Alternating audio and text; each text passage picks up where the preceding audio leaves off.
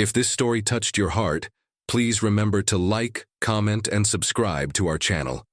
Your support helps us continue sharing these meaningful stories that make a difference. Some mornings still carried the ghosts of old patients, tiny voices she couldn't forget, tiny hands she had once held. And today felt like one of those mornings. The Appalachian mist clung to the windows of Pine Creek Medical Clinic when Dr. Emily Ross arrived for what seemed like another ordinary Tuesday. She balanced her coffee cup in one hand and a stack of patient files in the other as she nudged the door, open with her shoulder, a skill perfected over 25 years of rural pediatric practice. "Morning, Nancy," she called to the receptionist, a woman whose kind eyes compensated for the perpetual worry lines on her forehead. "Dr. Emily," Nancy replied, the urgency in her voice making Emily pause.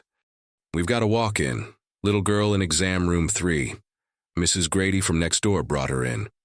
Emily recognized the name. Eudora Grady, 70-something, salt-of-the-earth type who often helped neighbors in the trailer park at the edge of town. "The mother?" Emily asked, already knowing the answer. From Nancy's expression.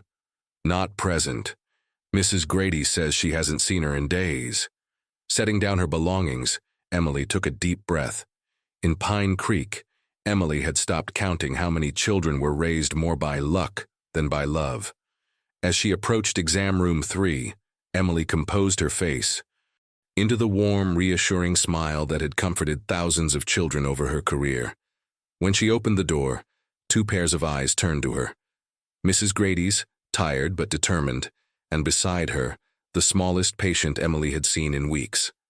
The little girl couldn't have been more than 4, thin arms, uncombed blonde hair and uneven pigtails, and a faded pink dress that had seen better days. But it was her eyes that caught Emily's attention, wide, blue, and far too serious for someone so young. They reminded Emily of deep water, holding secrets beneath the surface. "Hello there," Emily said gently, crouching down to the child's level. "My name is Dr. Emily. What's yours?" The girl glanced at Mrs. Grady, who nodded encouragingly. "Lily May," came the whispered reply, so soft Emily almost missed it. "It's very nice to meet you, Lily May." Emily smiled. "I like your dress, pink. Is my favorite color too." No smile in return. Instead, Lily's small hands moved protectively to her stomach. "She's been holding her belly like that since yesterday," Mrs. Grady explained. "Won't eat much neither, just a few crackers. Found her at her trailer alone again when I was dropping off. Some muffins. Door wide open, no mother in sight." Emily nodded, maintaining her calm exterior while mentally adding another tally to the invisible counter she kept of children caught in the crossfire of addiction. "Lily May," Emily said softly, "would it be okay if I take a look at your tummy? Promise to be very gentle." Those serious blue eyes studied Emily for a long moment before the child gave a slight nod. Her skin was clammy to the touch, her dress damp with sweat despite the cool morning air. Emily noted the faint scent of old cigarettes clinging to the fabric. As Emily gently placed her stethoscope on Lily's abdomen, the girl suddenly spoke, her voice small but clear in the quiet room. "It hurts again." 3 simple words, but something in the way she said, "again," with resignation, as if pain was an old friend who kept returning, sent a chill down Emily's spine. "Again. Sweetheart, you mean your tummy has hurt before?" Lily nodded, her eyes never leaving Emily's face. "Lots of times. Mommy says it's just growing pains." Emily kept her expression neutral as she continued her examination, asking gentle questions that Lily answered with either nods or the briefest of whispers. The physical signs were worrying enough: mild dehydration, slight distension of the abdomen, the telltale paleness around the gums suggesting possible anemia. But it was what Emily couldn't see that concerned her most. The way Lily flinched slightly at sudden movements, the way her eyes constantly darted to the door, the way she seemed both too compliant and too alert for a 4-year-old. "Mrs. Grady, could I speak with you outside for a moment?" Emily asked after finishing the initial exam. "Lily, would you like to color a picture? Nancy has some wonderful crayons at her desk." Once they stepped into the hallway, Mrs. Grady's weathered face crumpled slightly. "It's not right, Dr. Ross. Third time this month I've found that child all alone. I do what I can, but I'm not as young as I used to be." Emily placed a hand on the older woman's shoulder. "You did the right thing. Bringing her in. I'm going to run some tests, and then we need to talk about next steps." As Emily returned to the examination room, Lily was carefully coloring within the lines of a flower picture, her concentration intense. When she saw the doctor, she carefully set down her crayon. "All done?" Emily asked with a smile. Lily nodded, then leaned forward slightly, her voice dropping to an even softer whisper. "Mommy says don't tell nobody, or the hurt gets worse." The words hung in the air between them, simple, yet devastating.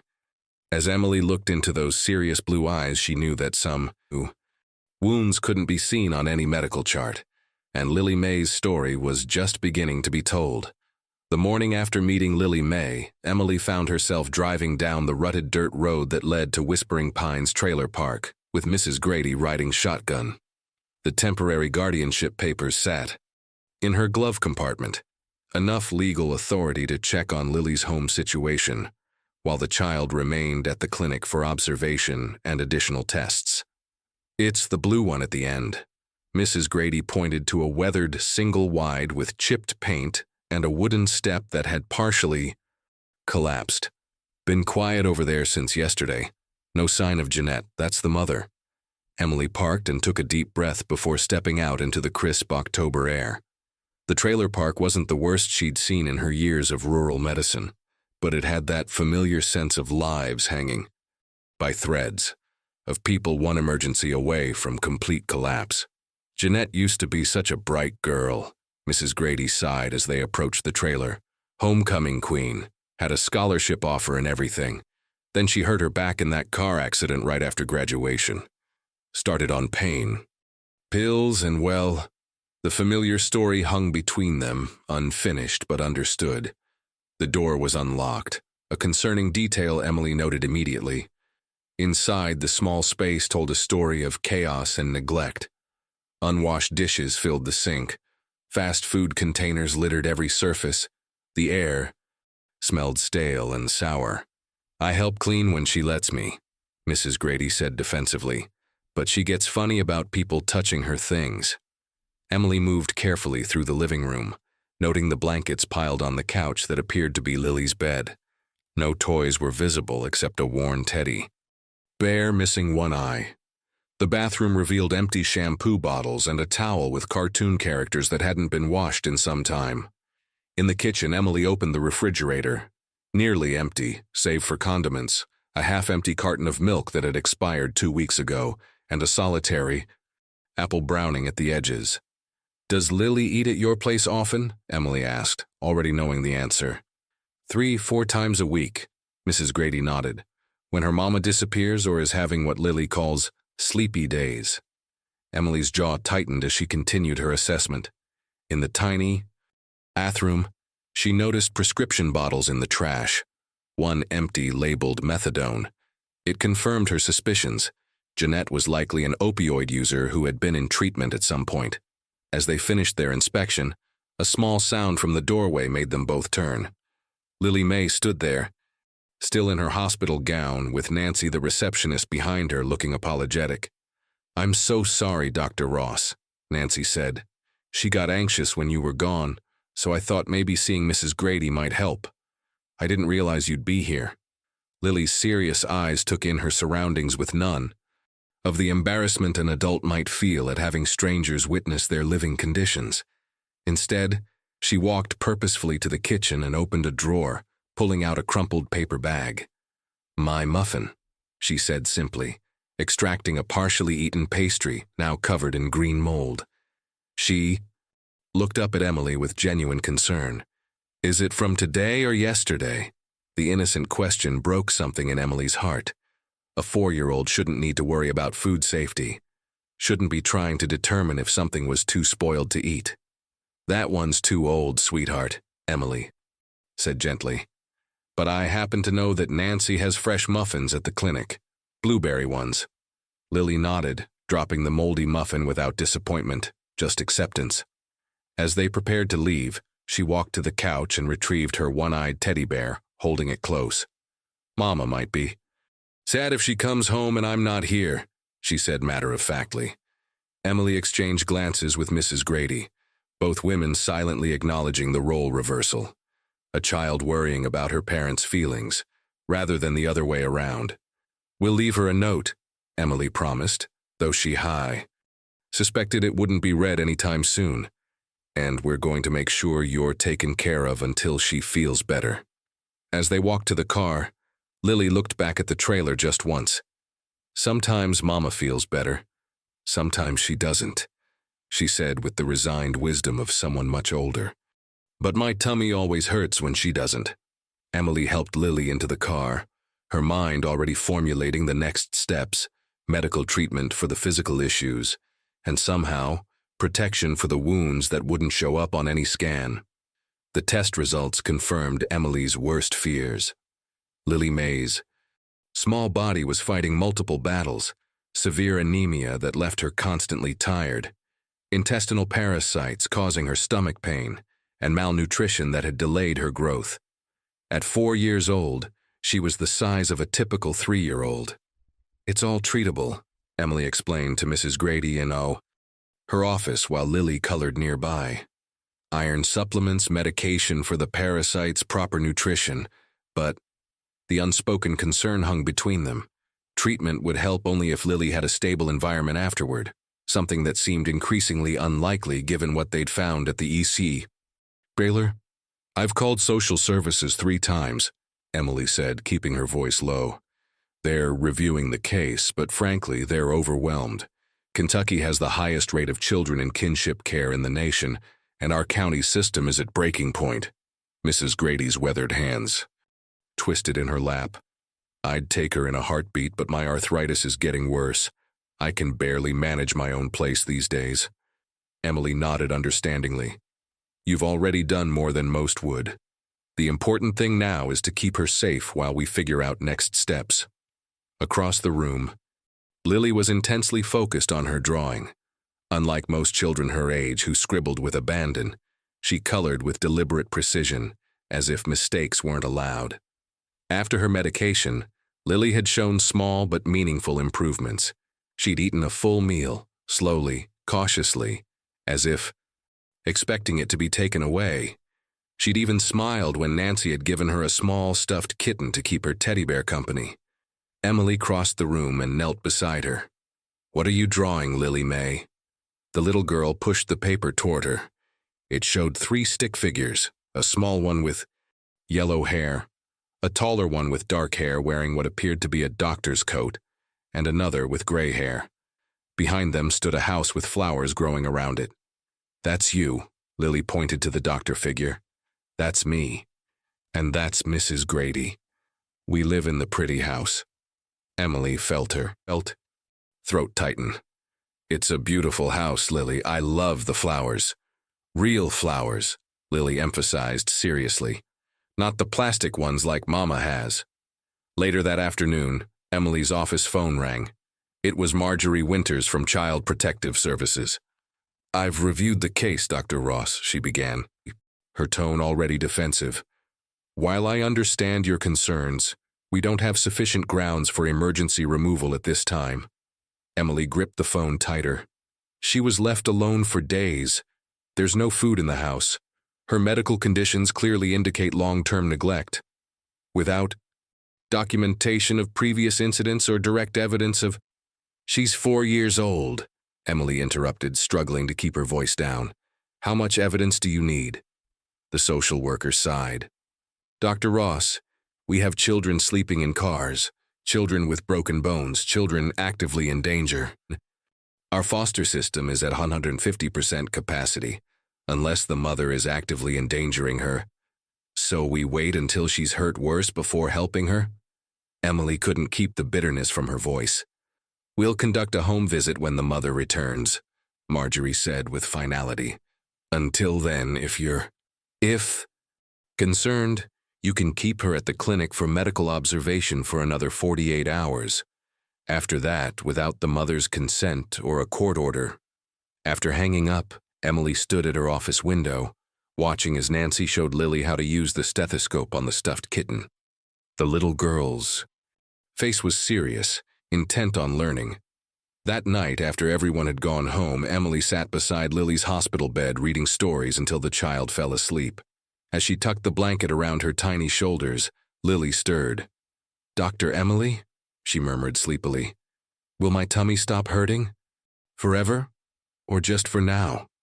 The question, so innocent yet revealing a lifetime of temporary reliefs, stayed with Emily long after she'd driven home. The clinic had been closed for almost an hour when Emily's phone rang. It was Nancy, her voice tight with anxiety. "She's here, Dr. Ross, Jeanette, Lily's mother. She's demanding to take Lily home right now, and she's not in a good state." Emily was already grabbing her car keys. "Is Lily okay?" "She's hiding in the supply closet. Jeanette is in the waiting room, getting more agitated by the minute. I'll be there in 10 minutes. Call Sheriff Miller, but tell him to come without sirens." The drive to the clinic seemed interminable. When Emily finally arrived, she could hear the commotion before she even entered the building. A woman's voice, slurred but loud, demanding her daughter. Emily took a steadying breath and pushed through the front door. The waiting room was a scene of controlled chaos. Nancy stood protectively near the hallway leading to the exam rooms, while a woman paced frantically before her. Jeanette Simmons was clearly the source of Lily's blonde hair, though hers was dyed with dark roots showing through. She might have been beautiful once, but now her face was gaunt, her movements jerky and unpredictable. "Where's my daughter?" she demanded when she spotted Emily. "You have no right to keep her." "Ms. Simmons, I'm Dr. Emily Ross," Emily replied, keeping her voice calm and professional. "Lily has been receiving treatment for several medical conditions. She's fine. Kids get stomach aches. You think just because we're not rich like you can take her?" Emily maintained her composure, though her heart was racing. "Lily has parasites, Ms. Simmons. She has anemia. She needs consistent treatment and follow-up care. I'll take her to the county hospital," Jeanette insisted, though her unfocused eyes suggested she had little genuine concern for Lily's medical needs. "You can't keep her." "Ms. Simmons, you left Lily alone for at least 3 days, according to neighbors," Emily said quietly. "She's 4 years old. She had no food, no supervision. I had an emergency. My friend was sick. I had to help." The excuses tumbled out, rehearsed and hollow. "You don't understand my life. You just judge me." The conversation was interrupted by Sheriff Miller's arrival, thankfully without sirens, as Emily had requested. His presence immediately changed the dynamic. "Evening, Jeanette," he said, his tone suggesting this wasn't their first interaction. "Seems we have a situation here." While Sheriff Miller spoke with Jeanette in the waiting room, Emily slipped away to find Lily. The supply closet door was ajar, and inside, tucked between boxes of gauze and antiseptic wipes, sat Lily May with her stuffed animals clutched to her chest. "Hey there," Emily said softly, crouching down. "You found a good hiding spot." Lily's blue eyes were wide but tearless. "Is Mama mad?" "She's worried." "About you," Emily answered, choosing her words carefully. "She said we'd go far away," Lily whispered, leaning closer to Emily. "She said we'd have to leave forever because people want to take me away." The implication chilled Emily. If Jeanette took Lily now, there was a real possibility she might flee the county to avoid scrutiny, placing Lily in even greater danger, beyond the reach of the few protective systems currently in place. When Emily returned to the waiting room, Sheriff Miller had convinced Jeanette to sit down. He gave Emily a subtle nod. "Jeanette," he was saying, "Dr. Ross tells me Lily needs to finish her medication course. How about we let her stay one more night, and tomorrow you can meet with the doctor to discuss her follow-up care." It was a delaying tactic, but it worked. Whether due to the sheriff's presence or her own impaired state, Jeanette eventually agreed, though not before pointing a finger at Emily. "Don't think I don't know what you're doing," she hissed. "You people are all the same, thinking you know what's best for my kid." After Jeanette left, escorted by Sheriff Miller to ensure she actually went home. Emily sank into a chair, the adrenaline leaving her body. "She'll be back tomorrow," Nancy said quietly, "and CPS still won't have grounds to intervene."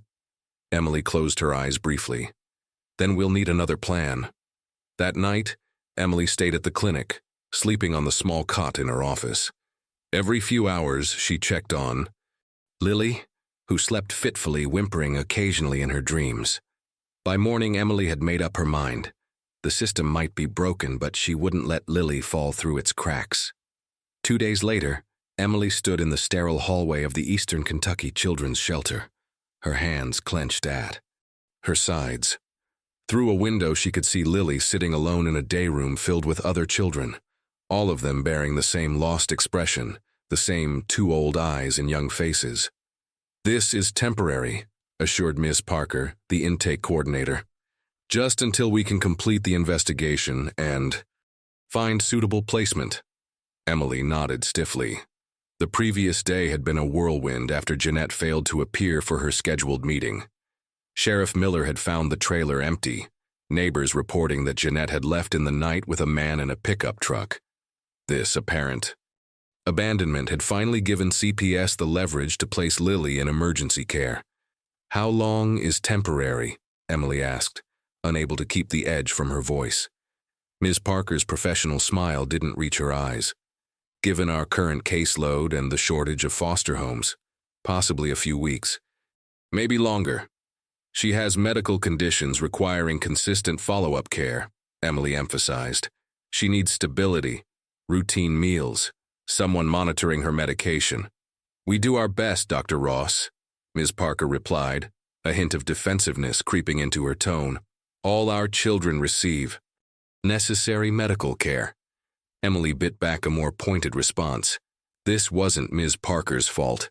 She was just another overworked cog in an overwhelmed system. "May I say goodbye to her?"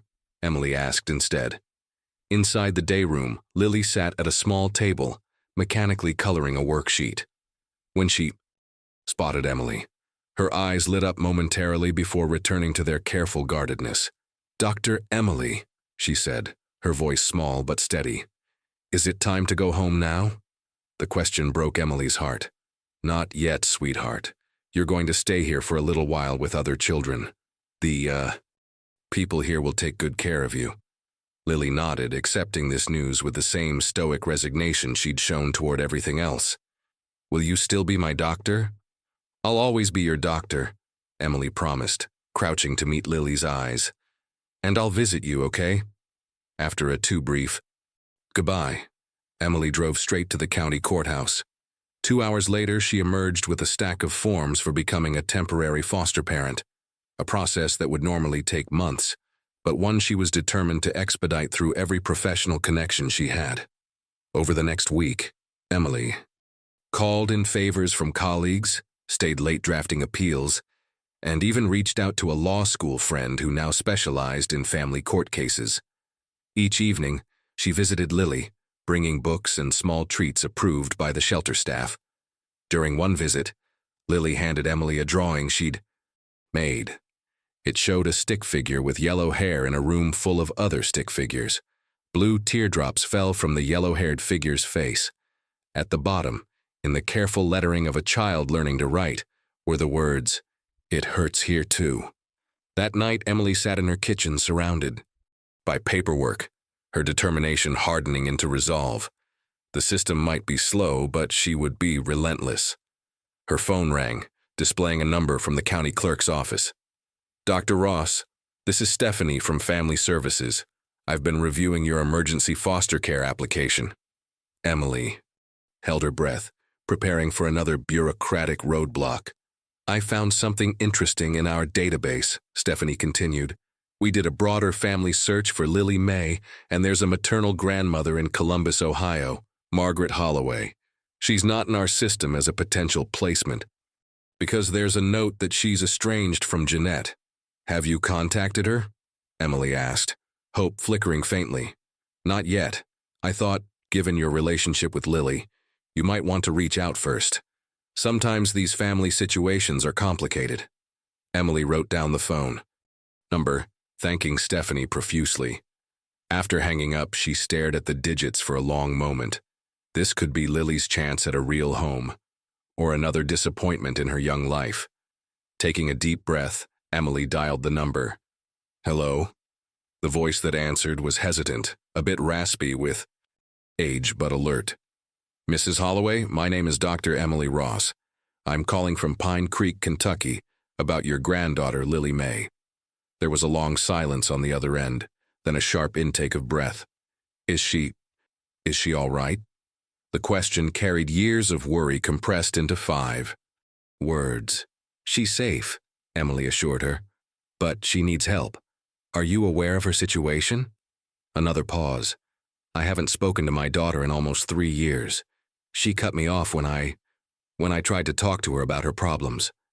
Over the next hour, Margaret Holloway shared the heartbreaking story of her only daughter's descent into addiction following a car accident during her senior year of high school. The pain medication had led to stronger opioids, then to a relationship with a dealer, and finally to complete estrangement when Margaret had attempted an intervention. I didn't even know I had a granddaughter until Jeanette called me when Lily was about a year old, Margaret explained, her voice thick with emotion. She sent a picture once, just once, then nothing. I tried calling, writing letters. I even drove down there last year, but Jeanette wouldn't see. Said I'd only make things worse. Emily listened, occasionally asking gentle questions to fill in the timeline. Margaret had remarried 5 years ago after being widowed. She and her husband, Carl, lived in a modest house in Columbus. He was retired from the postal service. She still worked part-time at a library. Mrs. Holloway, Lily is currently in a temporary shelter, Emily explained. Her mother has disappeared, and even if she returns, there are serious concerns about Lily's welfare in her care. What exactly happened to her? To Lily? The question was cautious, as if Margaret was afraid of the answer. Emily outlined Lily's medical issues and the conditions in which she had been living, careful to focus on facts rather than judgments about Jeanette. Oh, my poor baby girl, Margaret whispered, and Emily wasn't sure if she meant Lily or Jeanette, perhaps both. What can I do? I want to help, but Jeanette has legal custody. That's changing, Emily explained. With Jeanette's abandonment, the court is looking for family placement options. As a grandmother, you would have priority if you're willing and able to provide care. I would need to discuss it with Carl, but Margaret's voice strengthened. Yes, absolutely yes. What do I need to do? The next 2 weeks passed in a blur of interstate paperwork, background checks, and home studies conducted by Ohio Social Services on behalf of Kentucky's system. Emily spoke with Margaret daily, sometimes, just to offer reassurance when the bureaucracy seemed overwhelming, other times to share small updates about Lily. She loves books about animals, Emily told Margaret during one call, especially cats. And she's very careful with her belongings. Everything has its place. Like Jeanette was as a little girl, Margaret said softly. She used to line up her dolls in size order. These moments of connection, building a bridge between Lily's past and what Emily hoped would be a better future, kept her going through the frustrating process. Finally, on a crisp November morning, Emily received the call she'd been waiting for. Margaret and Carl Holloway had been approved for temporary custody of Lily May, pending final court review. They would arrive the following day. When Emily visited the shelter to share the news with Lily, she brought a photo of Margaret and Carl standing in front of their modest but well-kept home. Lily, remember how we talked about your grandmother? Your mama's mama? Emily began gently. Lily nodded, studying the photograph with intense focus. She and your step-grandfather would like you to come live with them in Ohio. They have a house with a garden, and they're very excited to meet you. Lily's finger traced the outline of Margaret's face in the photo. She looks like Mama, but older, she observed. Yes, she does, Emily agreed. She loves you very much, even though she hasn't met you yet, and she's going to take very good care of you. Lily considered this, her expression serious as always. Will my tummy stop hurting there? She asked finally. Emily felt the familiar tightening in her throat. Yes, sweetheart, I believe it will. The morning of Lily's departure dawned clear and cold. Emily arrived at the shelter early, bringing a small suitcase she had filled with necessities, new clothes in Lily's size, a few books they had read together, and a stuffed kitten to join her teddy bear. Margaret and Carl Holloway had arrived in Pine Creek the previous evening, staying at the small motel off the highway. Emily had met them for dinner, instantly warming to Margaret's gentle determination and Carl's quiet steadiness. They had brought photos of the bedroom they had prepared for Lily. Walls painted a soft yellow, a bookshelf already filled with children's titles, a handmade quilt on the bed. We didn't want to overdo it. Margaret had explained anxiously. We thought she might be overwhelmed. It's perfect, Emily had assured them. She needs stability more than stuff. Now, as Emily helped Lily dress in a new sweater and jeans, she fought to maintain her professional composure. Over the weeks of treating her, advocating for her, and visiting her at the shelter, Emily had grown more attached to this solemn little girl than she had to any patient in her long career. Are you excited to meet your grandma and grandpa? Emily asked, brushing Lily's fine blonde hair.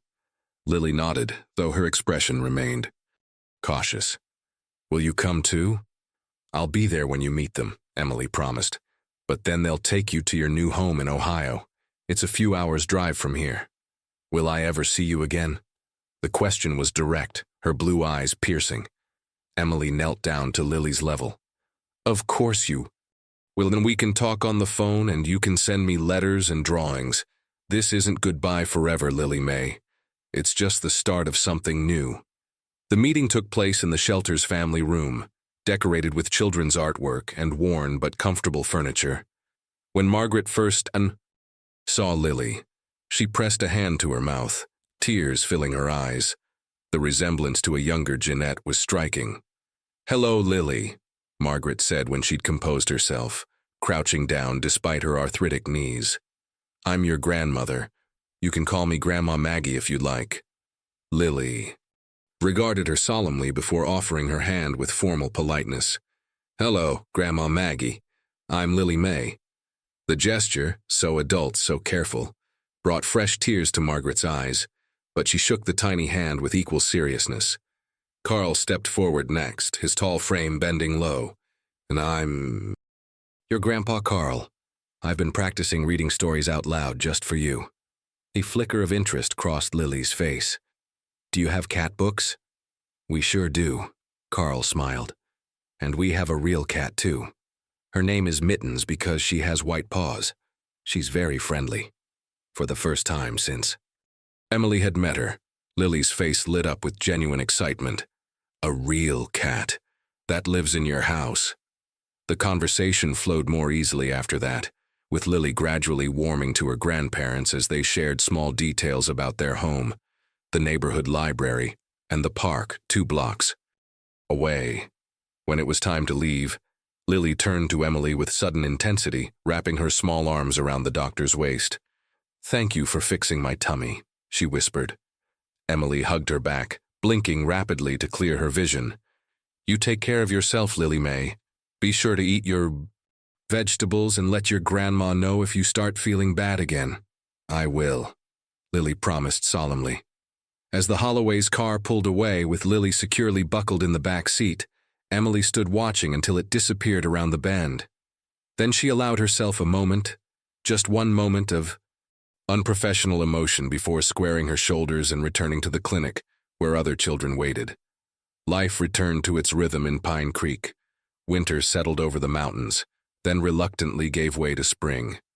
Emily continued her work, advocating for her young patients with the same fierce determination, though perhaps with an even keener awareness of the systems that too often failed them. Jeanette Simmons never returned to claim her trailer or inquire about her daughter. Sheriff Miller heard she had been arrested 2 counties over for possession, but the information felt distant, irrelevant to the new life Lily was building. Then, on a bright May morning, a letter arrived at the clinic addressed to Dr. Emily Ross, the kind doctor. Inside was a drawing more detailed than Lily's previous work. showing a house with a garden full of colorful flowers, a small orange cat, and 3 figures, an older couple and a blonde girl, all holding hands. The girl in the drawing was smiling, something the real Lily had rarely done in Pine Creek. At the bottom, in careful, much improved handwriting, was a message. "Dear Dr. Emily, my tummy doesn't hurt anymore. I love you." From Lily. Emily pinned the drawing to her office bulletin board, where it remained for years afterward, a reminder that sometimes, even in a broken system, one person's persistence could make all the difference. A reminder that healing came in many forms, and that the most important diagnosis she had ever made wasn't medical at all, but simply recognizing a child who needed someone to listen when she whispered, "It hurts again."